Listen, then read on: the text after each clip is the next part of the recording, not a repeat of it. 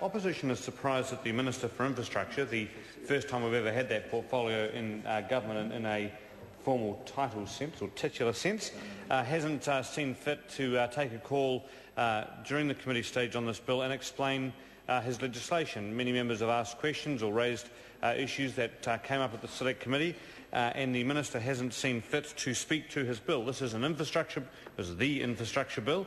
It's a bill that we were told formed a critical part of the government's economic program. The Minister for Infrastructure also holds the portfolio of finance, so presumably he is interested in the government's economic program. I would have thought that he would have taken the chance to explain to us why the bill, after 2 years in government, is still languishing at the point where it is. But he's chosen not to do that. So maybe he'll answer a few questions about different clauses in Part 1 to enable the committee to move forward. Because obviously the opposition is supporting Parts 1, 2 and 3.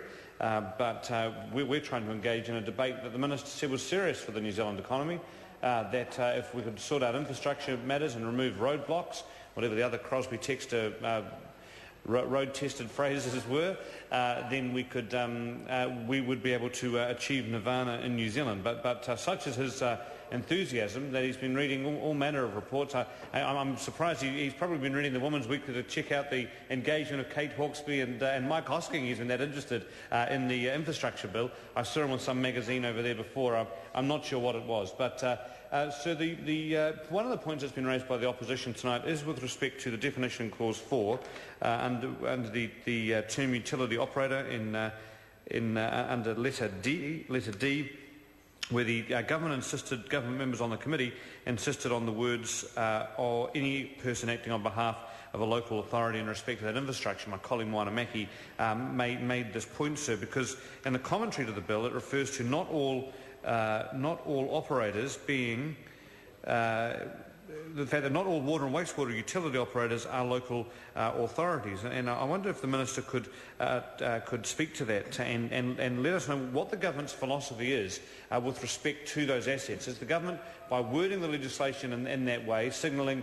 that part of its approach to infrastructure is that it wants to see more private provision of water and wastewater services in the community? I think that seems a reasonable question. It's either something that the government is open to and enthusiastic about, or something that it's closed off to but wants to make sure that no one is not caught who is currently operating in that space. It seems to me that if there's a Minister for Infrastructure being serviced by a national infrastructure unit, which is in the Treasury, was more, before the election the problem was too many bureaucrats. After the election, Bill English has been able to accumulate all manner of taxpayer-funded resources, but we won't go down a particular path of what all of those have been. But he's got his own now national infrastructure unit, or new, and which he is anything but.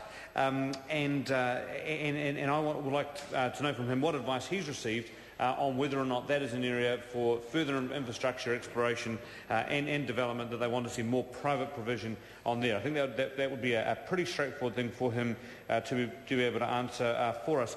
Turn to Clause 9, sir, with the ability in Clause 9, or the requirement in Clause 9 for operators to keep disruptions to a minimum. I wonder if the Minister could comment on that particular phrase, because it seems to me that if we're talking about big infrastructure works in New Zealand, it would be useful to know whether or not he believes those are just words, or that is an achievable measure, that there can be major change to infrastructure, and somehow this has been passed off that disruption is going to be kept to a minimum. I think there's a variety of different projects that might be underway, and we'd like to know what the government means by that requirement. If the code is very literal about keeping disruptions to a minimum, it may extend the time frame that projects take.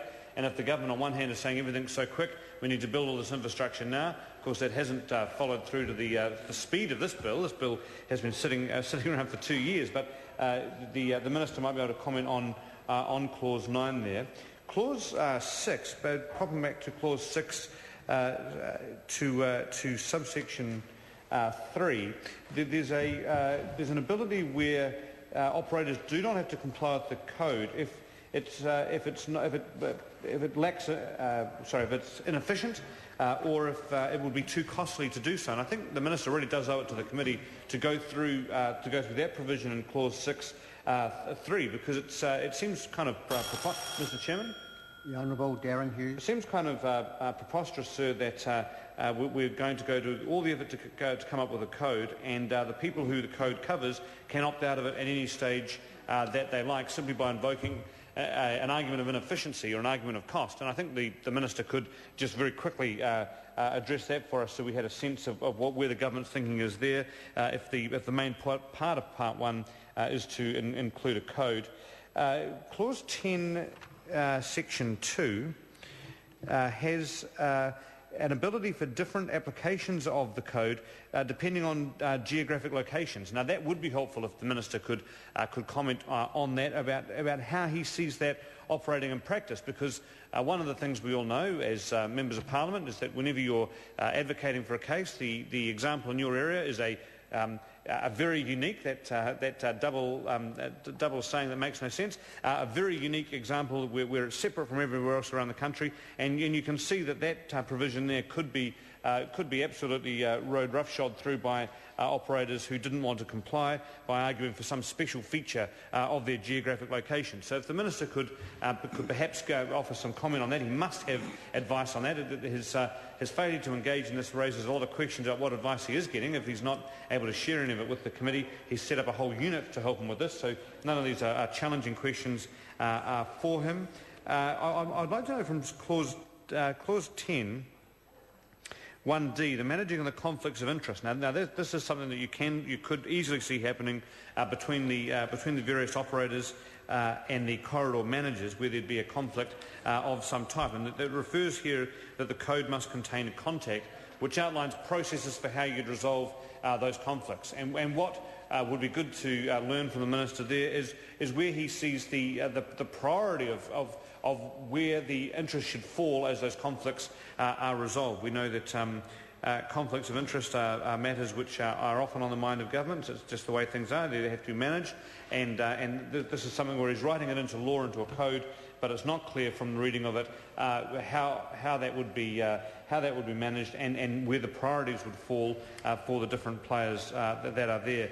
Finally, sir, Clause 11, subsection 2, letter A, talks about consultation with utility operators and corridor managers likely to be affected by the code, but it's silent on the matter of consultation with local government. Now that may well have been explored at the Civic Committee. I wasn't a member of the Civic Committee, so I'm not sure whether or not that was covered off there, but there are different references to local government, and I quoted a clause earlier on where additional parties were added because there was a recognition that not everyone involved in certain services were local authorities. But it seems to me that if the code is going to have to be written once it's been consulted on with utility operators and corridor managers, where is the role for the local authority where that work or where that access for utilities services is going to be needed? So maybe if he could comment on those things, he could prove to the country just how important it is to have a standalone Minister for Infrastructure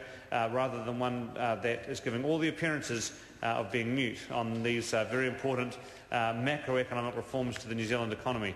But having failed entirely to even attract the Minister's eye contact throughout the opposition debate, as he's worried himself away on other topics, I wonder whether or not he might be able to show some courtesy and see whether or not this crucial piece of legislation, because he picked up on Amy Adams' voice, it's very distinctive, and I can see how that would interrupt the inner peace of the meditation that he was, up until that point, he was ensconced in, and the piercing tones of the member at the back of the chamber there, cut right through. And I've seen many nice things to the member. In fact, it's one of these rare occasions. I've seen lots of nice things about the member behind her back, and that's very rare in politics. So that's a very useful observation for her to have. So, if the Minister could be minded to just answer some of those points that have been raised, I think that would be useful, especially seeing he's actually enjoying some pretty broad support across the House tonight for his bill. Members, the question is that Part 1 stand part, but before we do, we have the Minister's amendments. The question then is that the Minister's amendments set out on SOP number 115 be agreed to. Those of that opinion will say aye. Contrary will say no. The ayes have it. The question now is that Part 1 as amended stand part. Those of that opinion will say aye. Contrary, no. The ayes have it. Members, we now move to Part 2, the question is that Part 2, debate on